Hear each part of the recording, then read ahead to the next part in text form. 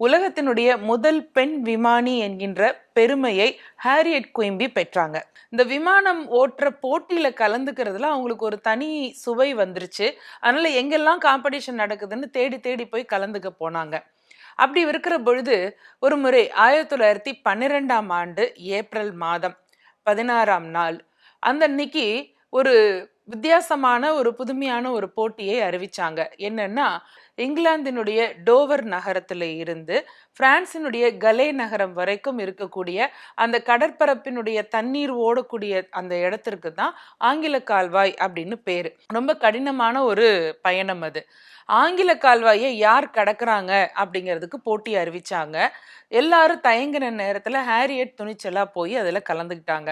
யாருமே எதிர்பார்க்காத நேரத்துல வெறும் 59 நிமிஷத்துல ஆங்கில கால்வாய கடந்த முதல் பெண் விமானி என்கின்ற உலக சாதனை செஞ்சாங்க ஹாரியட்.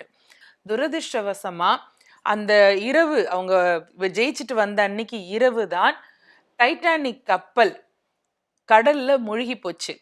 உலகமே அந்த செய்தியைத்தான் பேப்பர்ல பார்த்து சோகத்துல இருந்தது.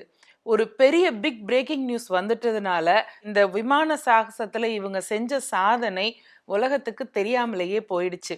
முழுக்க முழுக்க எல்லா ஊடகங்கள் எல்லா பத்திரிகைகள்லையுமே டைட்டானிக் கப்பல் மூழ்கி போய் அந்த சோக சம்பவத்தை பற்றிய தான் எல்லா பக்கங்கள்லையும் செய்திகள் போடப்பட்டிருந்துச்சு.